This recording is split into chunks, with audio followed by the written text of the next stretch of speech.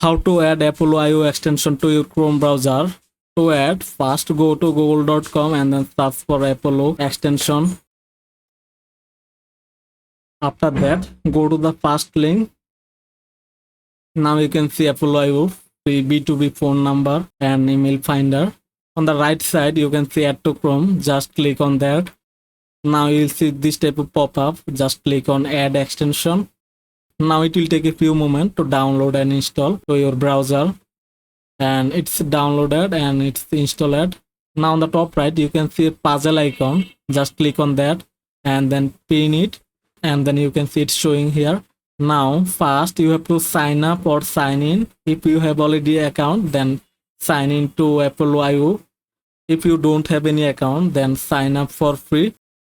For that you can click on sign up with Google or sign up with Microsoft. Now select your mail, click on continue, and there you go. We have successfully downloaded and installed the Apollo IO extension to our browser. Now it will be work for any website, and that's how you can do that. Hope that this video helped you out. Don't forget to like and subscribe. See you in the next video.